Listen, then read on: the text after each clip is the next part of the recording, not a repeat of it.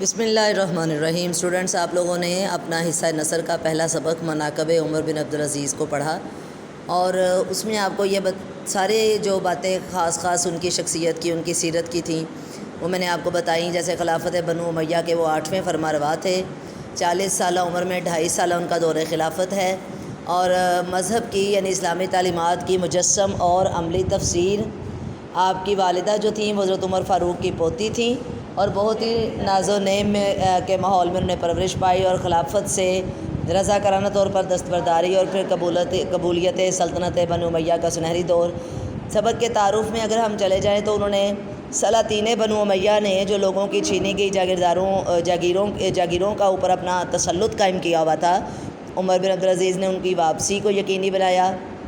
عدل و انصاف کی بحالی اور فراہمی، غیر مسلموں سے یکساں سلوک، آزادی اور حق گوئی کی بحالی کی، مساوات اور جمہوریت اور اس کو اپنی حکومت کا ایک اصول بنایا، سادہ اور بہت ہی فقیرانہ زندگی گزاری، اور خاص طور پہ جو خلافت کی مسند پر بیٹھنے سے پہلے ان کا طرز زندگی تھا، مسند خلافت پر متمکن ہونے کے بعد ان کی زندگی بالکل مختلف تھی۔ اور وصیت کے لیے اگر ہم دیکھیں تو تمام جو اموی حکمران تھے انہوں نے بہت بڑی بڑی جاگیریں اپنے اولاد کے لیے، اپنی نسل کے لیے اپنے پیچھے ورثہ میں ترکہ میں چھوڑی تھیں، لیکن عمر بن عبدالعزیز کی وصیت کے مطابق 17 دینار تھے، جو 7 ان کی تجہیز و تکفین پر، اور باقی 10 جو بقایا دینار بچے وہ ان کے اولاد کی، جو ان کے بچوں کے درمیان ترکہ جو تھا وہ تقسیم کر دیا گیا۔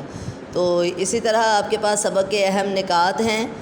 جس میں میں چاہتی ہوں کہ آپ ان پوائنٹس کو ایک جگہ پہ لکھ کے رائٹ کر لیں، تاکہ آپ جب بھی سبق کا خلاصہ لکھنے لگیں، اس کی تشریح لکھنے لگیں، اس کو سم اپ کرنے لگیں، تو آپ کو کوئی مسئلہ نہ بنے۔ جیسا علامہ ابن جوزی کا سیرت العمرین لکھنا، اور حضرت عمر بن عبدالعزیز کو عمر ثانی کا لقب ملا۔ اس کے علاوہ ان کے جو اخلاق تھے عدل و انصاف کے لحاظ سے، انہوں نے بتایا کہ جو دونوں عمر ہیں، یعنی حضرت عمر بن خطاب بھی اور عمر بن عبدالعزیز میں بھی جو مماثلت ہے، جو ریزیمبلنس ہیں، جو مشترک خصوصیات ہیں،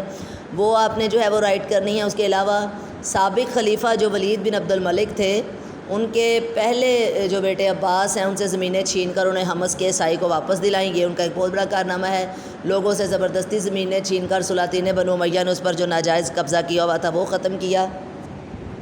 آپ دیکھ رہے ہیں کہ کس طرح سے مین پوائنٹس آپ کے پورے لیسن کو پوائنٹس میں ڈیوائڈ کیا گیا ہے، ٹھیک ہے۔ ناجائز چھینی گئی جاگیروں کو اصل مالکان تک واپسی، اس کے لیے ان کو کیا ہوا کہ ہر خاندان کی، ہر قبیلے کی دشمنی مول لینا پڑی، اور اس طرح سے جو سفارتکاری میں ان کو ناکامی ہوئی۔ ذاتی جاگیروں کی واپسی کے سلسلہ میں مذہبی علماء کو بلایا، اور جو مذہبی علماء روب میں آ گئے، انہوں نے حق، سچ اور اسلام کے مطابق فیصلہ نہیں کیا، ان کی سرزنش کی، اور ان کو بتایا کہ یہ نہیں ایسا ہو سکتا، تم میرے خوف سے حق کو مت دباؤ۔ پھر اپنا جو ذاتی ملازم تھا ان کا مزاحم، اس کو جائیداد کی واپسی کے بارے میں آپ کے پسر نے بتایا، وہ سارا جو خلاصہ ہے۔ پھر اسی وقت خلیفہ کے پاس گئے، جاگیروں کی واپسی کی تجویز۔ یہ تمام مین پوائنٹس ہیں آپ کے لیسن کے۔ ابن سلمان سے ذاتی محبت کے باوجود آپ نے اس کے رویے کی پرواہ نہ کرتے ہوئے جائیداد واپس کرا دی۔ آزادی اور حق گوئی کی بحالی کے لیے راست باز افراد کا جو ہے اس میں تقرر کیا مختلف جگہوں پر۔ مسلمہ بن عبد الملک جو بنو امیہ کا ایک بہت بڑا سربراہ تھا، جب وہ آپ کے پاس ایک لیسن میں واقعہ ہے کہ وہ آیا ایک کیس کے لیے، کہ اس نے مقدمہ دائر کیا تھا عدالت میں، تو وہ بیٹھ گیا، اور جو عیسائی دوسرا فریق تھا وہ کھڑا تھا، تو حضرت عمر بن عبدالعزیز نے کہا کہ تم کیوں بیٹھے ہو جبکہ تمہارا فریق ثانی کھڑا ہوا ہے، تو تم بھی کھڑے ہو کے بات کرو، تمہیں کوئی کرسی پیش نہیں کی جائے گی، اور اگر تم کھڑے ہونے میں اپنی حد تک محسوس کرتے ہو تو پھر تم اس مقدمے کی پیروی سے ہٹ جاؤ، اور کسی اور کو جو ہے وہ اس کی پیروی کے لیے مامور کر دو۔ غیر مسلموں کے ہاں ان کا مہمان بننا، لیکن جب وہ مہمان بنتے ہیں تو وہ ان سے کوئی کسی قسم کے پیسے نہیں لیتے، بلکہ ان کو خود جو ہے وہ اپنے کھانے کا سارا جو